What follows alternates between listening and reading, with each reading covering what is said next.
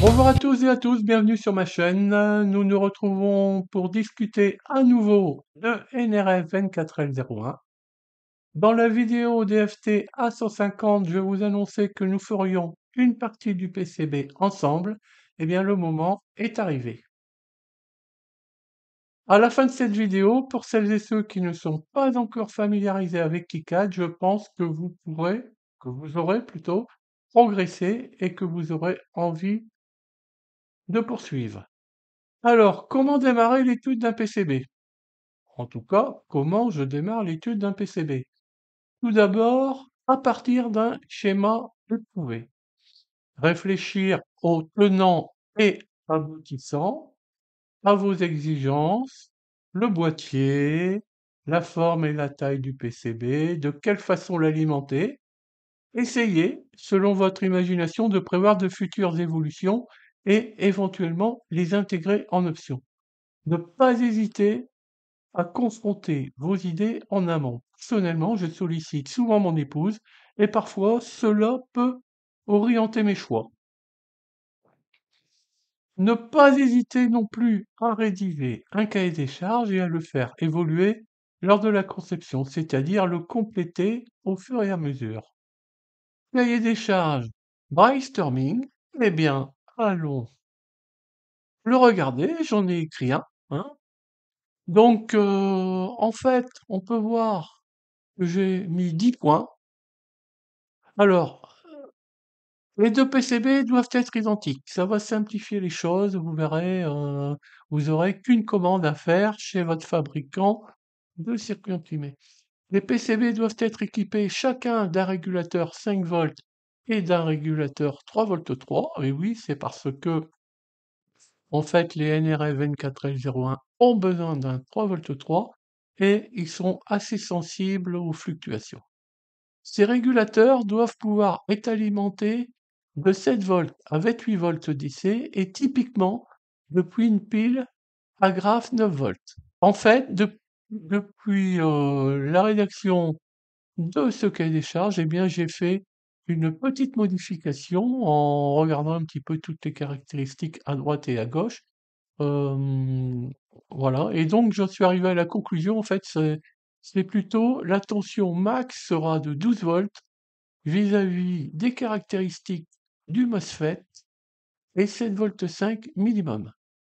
Le découplage des alimentations doit être soigné, les NRF étant sensibles aux fluctuations des tensions. Le PCB doit avoir un plan de masse en phase bottom. Les NRF doivent pouvoir être aussi bien en fichier que soudés. Les NRF PA, NLA, c'est-à-dire ceux équipés d'une antenne, et les NRF basiques doivent pouvoir être interchangés. Les 2 boîtiers doivent être équipés chacun d'un bouton marche arrêt. Un circuit anti-inversion de polarité sans seuil doit pouvoir être utilisé ou bypassé. Et enfin, ça je l'ai vu aussi au fur et à mesure que j'avançais, eh bien, rajouter un port de sortie sur l'émetteur pour prendre en compte l'activation d'une alarme éventuelle par le récepteur. Alors, nous allons passer au schéma. Alors, le schéma, alors le cahier des charges, on va le garder pour l'instant, le schéma. Alors, le schéma.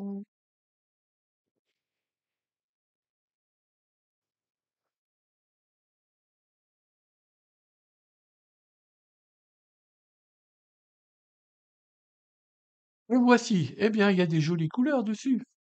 Voilà. En fait, bien entendu, je l'ai préparé à l'avance, hein, puisque sinon, on aurait une vidéo qui aurait duré des heures.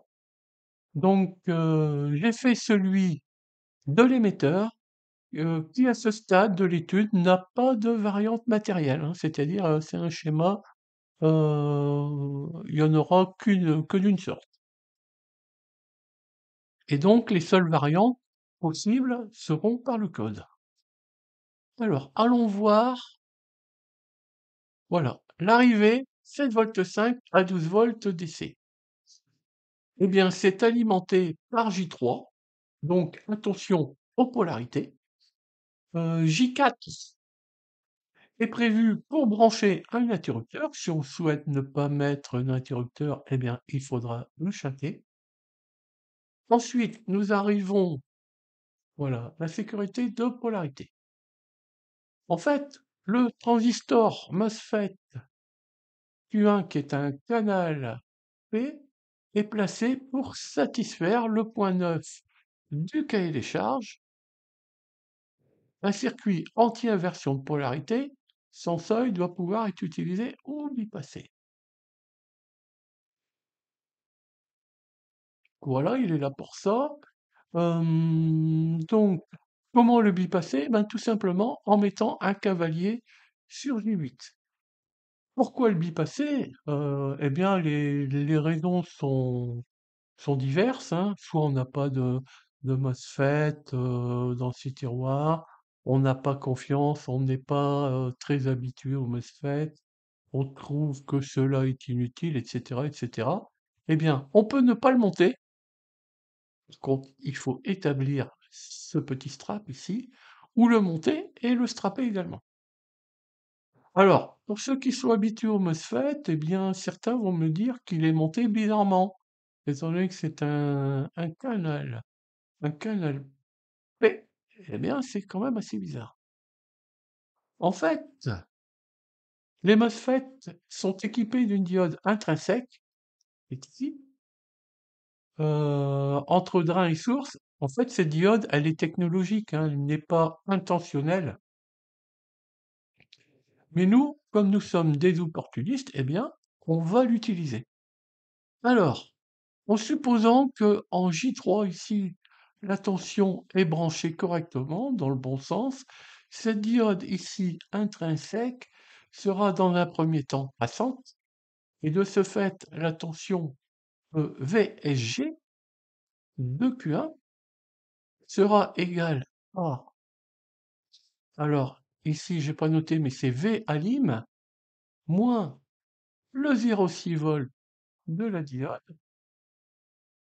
Donc, le VALIM variant de 7,5 V à 12 volts, eh bien, on aura le VSG max, VSG max, eh bien, il sera égal à 12 moins 0,6, soit 11 volts 4, et le min de 7,5 moins 0,6, soit 6 volts 9, si je sais encore bien calculer. Ces valeurs sont dans tous les cas supérieures au VSG TH max de Q1, qui est, vous pourrez aller voir sur la datasheet qui sera donc accessible par mon GitHub, mais vous verrez que le VSGTax max de Q1, il est de 2,2 volts. Donc en fait, Q1 va se saturer instantanément, et si on considère que le montage aval consomme par exemple 1 ampère, la tension VDS de Q1 sera de l'ordre de 7 millivolts. Pourquoi? Parce qu'en fait, le RDS(on) typique donné sur le datasheet est de 7,9 milliohms. Donc 1 ampère fois 7,9 milliohms, ça fait 7,9 millivolts. Donc la diode ici intrinsèque n'est plus passante, c'est l'effet MOSFET qui l'emporte.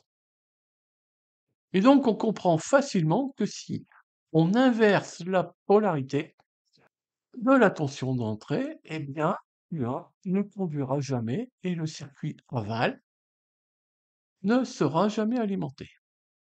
Alors, quelques points importants pour le choix de Q1. Eh bien, le VSGTH max, qui est ici de 2,2 volts, devra toujours être inférieur à V alim min moins 0,6 volts, c'est-à-dire 7 volts 5 moins 0,6. Bon, c'est bien le cas. Et le VALIM max moins 0,6 volts devra toujours être inférieur au paramètre Get Source Voltage, qui est ici de 16 volts. Un autre paramètre important, mais là on voit qu'on est vraiment dans les clous, c'est le paramètre Diode Continuous Forward Current, qui est donné ici à 80 ampères. Eh ben, devra toujours être largement supérieur au courant max consommé par le montage.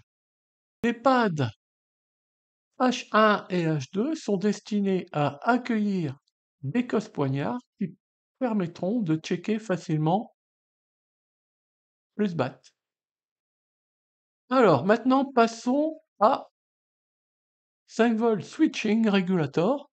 Eh bien son rôle est d'abaisser le SBAT à 5 volts régulé et d'alimenter principalement le MCU Arduino XIAO 4 ainsi que la barrette des 8 néopixels.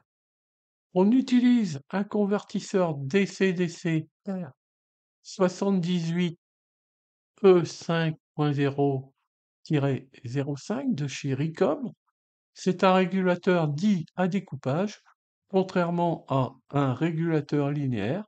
Son rendement est excellent et de ce fait, il chauffera très peu et ne nécessitera pas de dissipateur. Son courant max de sortie est de 500 mA. Alors,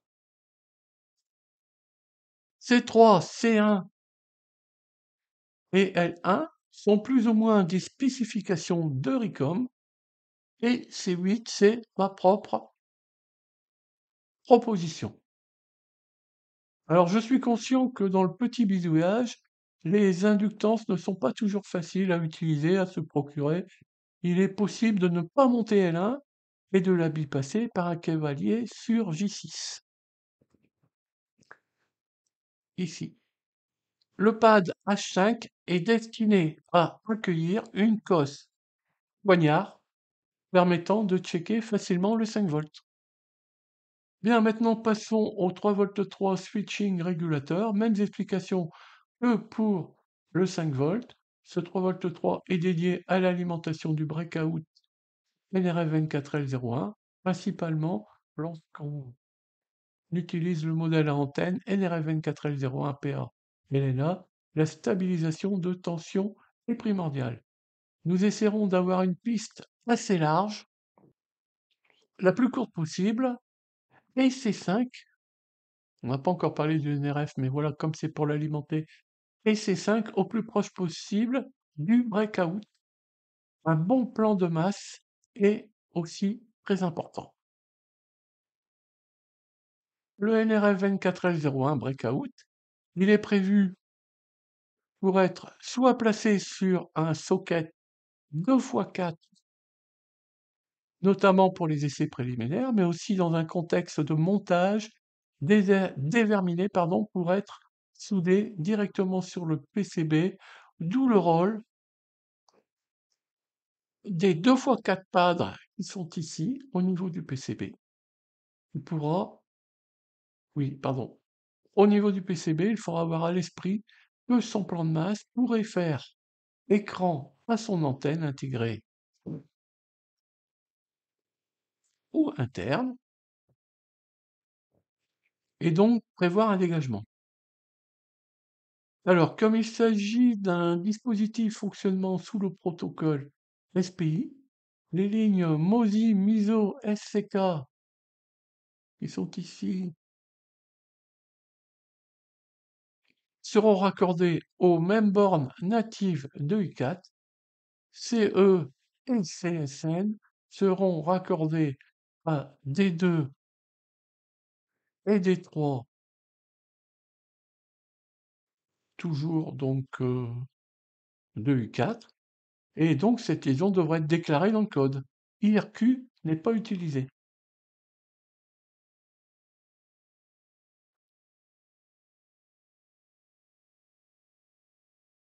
Alors je reviens donc à la possibilité de monter le breakout sans socket.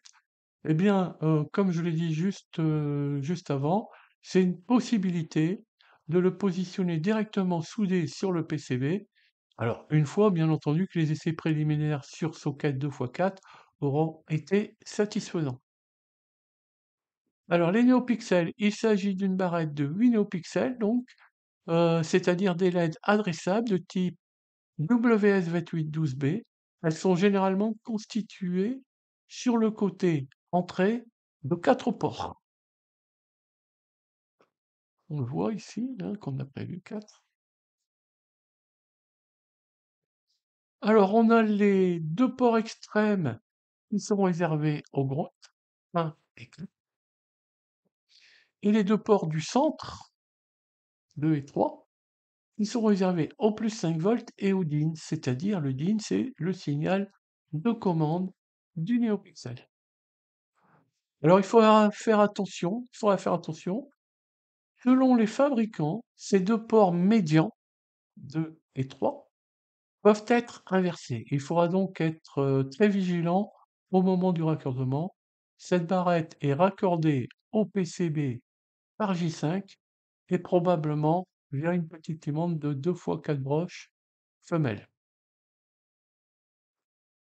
Un condensateur, C7 200 nano, donc un condensateur de découplage, est très important pour limiter d'éventuelles interférences sur, les commandes des LED, et doit être placé au plus près de J5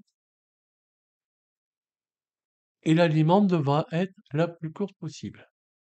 Le DIN est raccordé à D7 2U4 via R1, donc valeur 330 ohms, hein. C'est une résistance qui est préconisée par le fabricant des LED adressables. Également, son rôle est de réduire au maximum le risque d'interférence sur ces LED.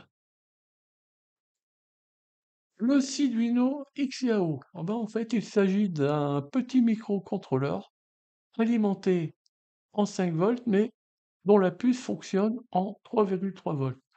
D'où son petit régulateur interne. Hein, vous voyez, on alimente en 5 volts et on ressort du 3,3 volts de son régulateur interne. On n'utilise pas, ou alors peut-être pour commander quelques LED, on verra ça plus tard. Donc ce petit microcontrôleur est équipé de 11 ports, si j'enlève les 3 ports d'alimentation.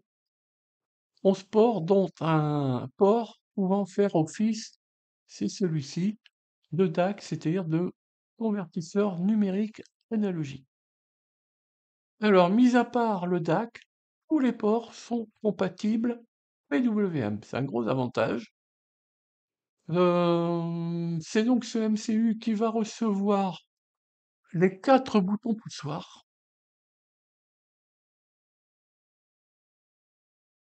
D1, D0, D5 et D6 en pousseur, et bien entendu, c'est lui qui va piloter la barrette NeoPixel. 105 volts est découplé au plus près par C6 et U4 sera monté sur support. Alors, il faut savoir qu'il se programme très facilement, mais vraiment très facilement, via l'IDE Arduino. Donc, pas de crainte de ce côté-là. Alors, parlons un peu des boutons poussoirs. En fait, c'est un ensemble de 4 boutons poussoirs normalement ouverts, avec un point commun que l'on relie au groupe. Ces 4 BP ne seront surtout pas des boutons à accrochage. Ces 4 BP, comme on l'a dit, sont reliés aux 4 ports D0, D1, D5 et D6 du Arduino XAO. Au niveau du code, ils auront leur entrée déclarée comme pull up. Attention à l'ordre des touches, hein, A à 4, mais il n'est pas forcément l'ordre de ces broches. Leur liaison avec le PCB se fait par s'alimente, et donc si on a des problèmes d'ordonnancement par rapport aux broches et aux touches, eh bien, on ajustera ça si nécessaire par le code.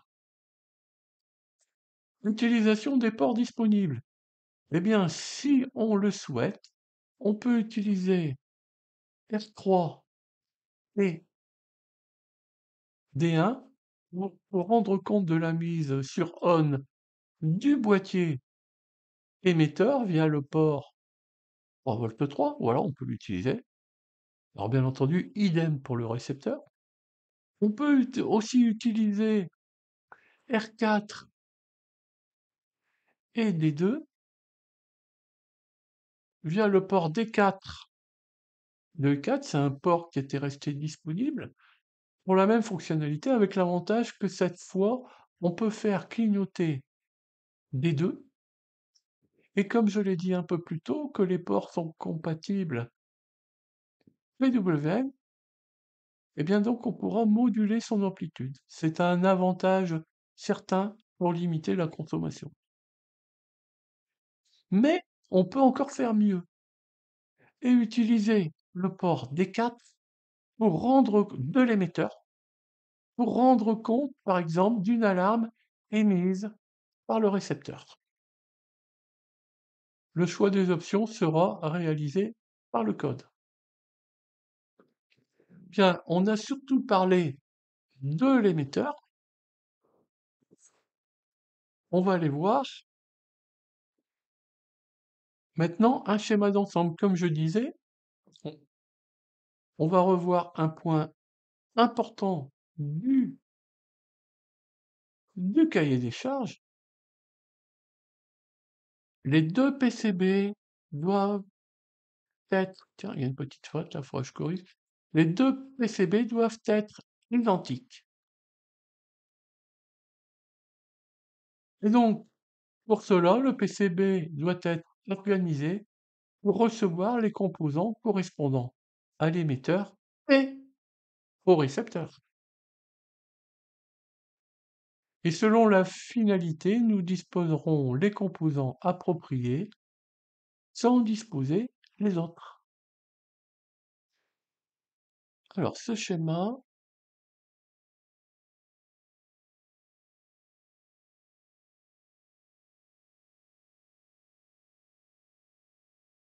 voilà. Donc, ce schéma, pour les mêmes raisons que tout à l'heure, je l'ai travaillé hors, hors espace vidéo.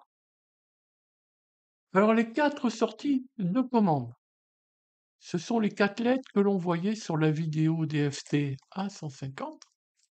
Eh bien, ces 4 sorties sur le PCB du récepteur sont raccordées, ben, toujours pareil, hein, aux ports D0, D1, D5 et D6 de U4. L'état de ces sorties est représenté par les LED ici, D3, D4, D5, D6.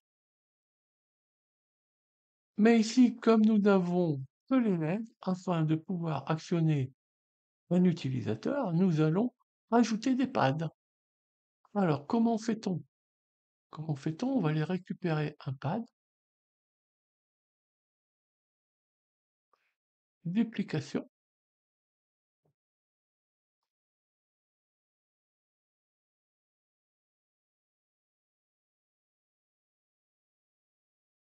on va le tourner, donc R, voilà, un pad.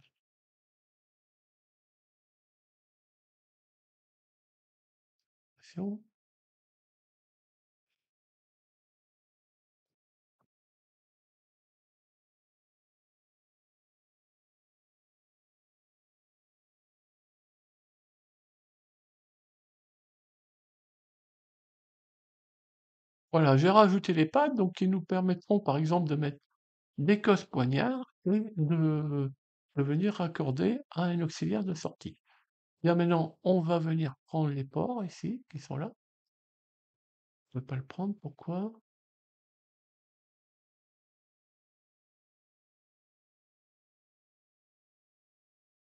Ah, il a pris. Et un.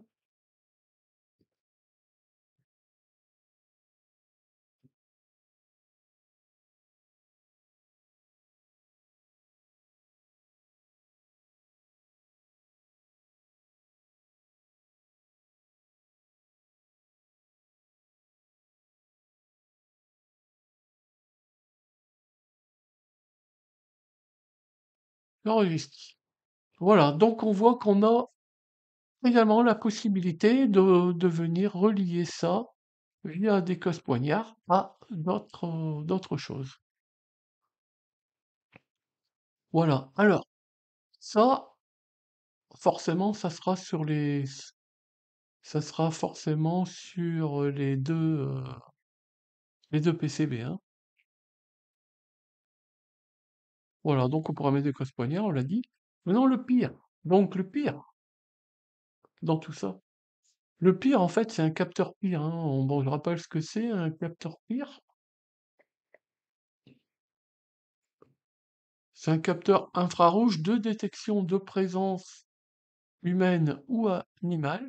Donc c'est un capteur qui s'alimente en, en 5 volts et qui sort un état, on va dire, on va le dire comme ça, un état tout ou rien qui peut être exploité par le MCU en cas de présence animale ou humaine. Alors, on peut le monter si on veut, hein. On n'a pas forcément besoin de faire une alarme, mais c'est une possibilité.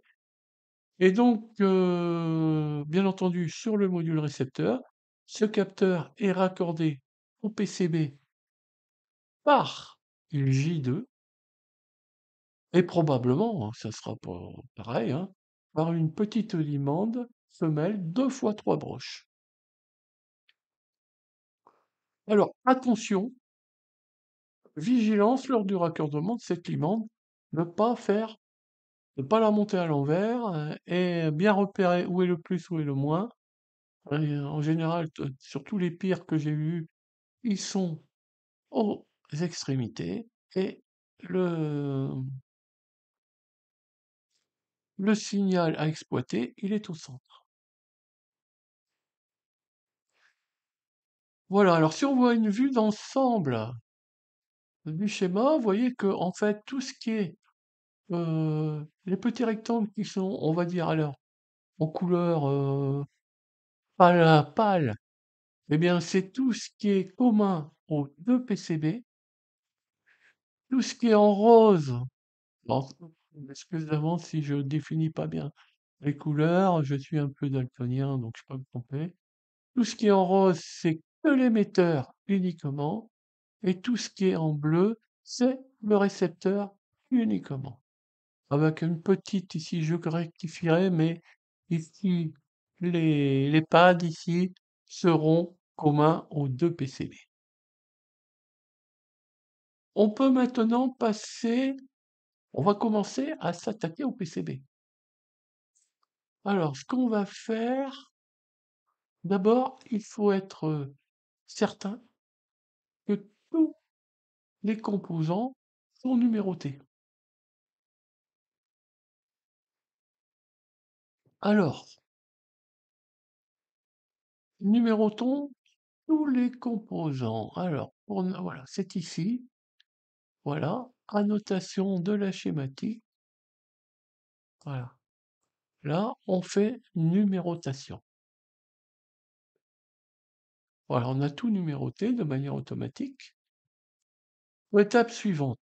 Il est vraiment fortement conseillé d'avoir sous la main l'ensemble des composants du projet à régler et à pied à coulisse. Bien entendu, il n'est pas interdit de se référer aux précédents projets qui ont déjà fait leurs preuves. Vous verrez donc peu à peu, au fil de vos projets, se dessiner en fait votre marque de fabrique. Gros avantages également sur l'optimisation de votre stock de composants. Voilà, progressivement, vous allez toujours plus ou moins utiliser les mêmes composants pour des fonctions similaires. Eh bien, en fait, cette approche vous permettra de sélectionner les empreintes les plus pertinentes. Et en fait, elle fera de vous un champion du PCB.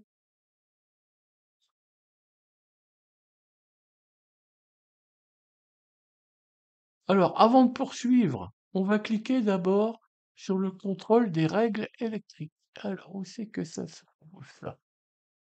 J'ai toujours du mal avec cette nouvelle. Contrôle des règles électriques.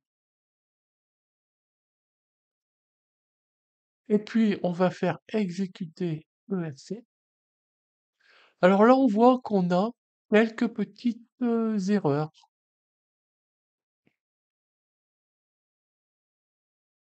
Eh bien, il faut les analyser une par une. Alors, ce ne sont pas forcément de vraies erreurs. La plupart, en fait, ne seront certainement que des informations pour lesquelles vous aurez des explications et probablement pas de réponse à apporter. En fait, c'est lié à votre manière de travailler. Moi, ici, vous voyez, bon, j'ai déjà vérifié ça. Ce ne sont pas des erreurs pénalisantes. Je ferme et maintenant, on va cliquer sur assigner les empreintes. Assigner les empreintes. Donc là, on va vraiment venir dire quelle empreinte on veut pour cela.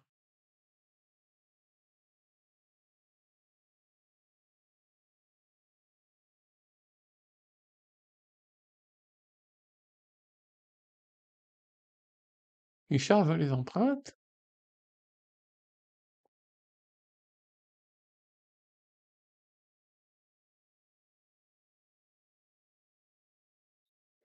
Bien, bon, j'ai pas trouvé tout à fait celui que je voulais, mais je pense qu'on va s'en sortir en prenant celui-là.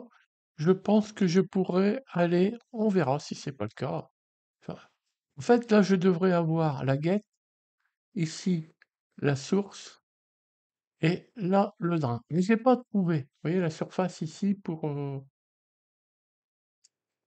J'ai pas trouvé dedans, donc je ne sais pas pourquoi.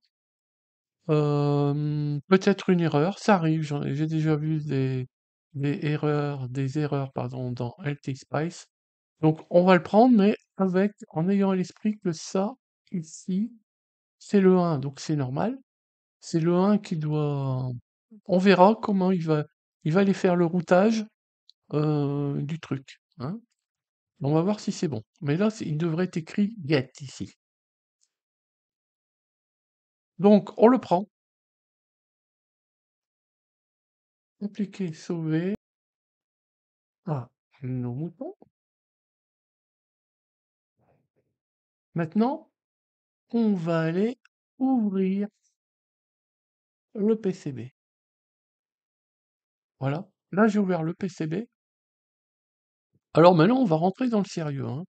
Donc, je vais essayer de rapatrier tous les composants. Donc, je clique ici sur mise à jour du PCB à partir du schéma.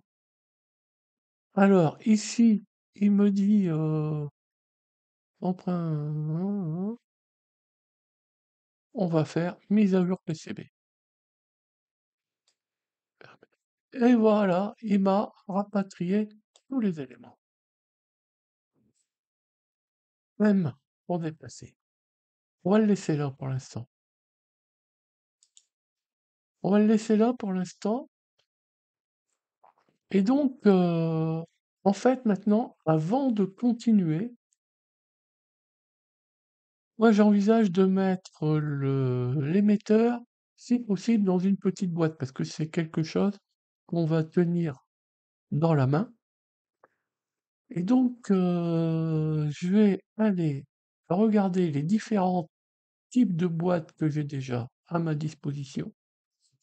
Au niveau des alors les boîtiers que j'ai à ma disposition, ce sont des boîtiers en plastique avec un couvercle métallique en alu. Hem, Avec le NRF à l'intérieur, par exemple celui qui n'est pas équipé, enfin qui est équipé d'une antenne, mais d'une antenne, on va dire, sur son propre PCB, une antenne intégrée, eh bien ça risque de faire cage de Faraday cette plaque d'alu sur la face avant.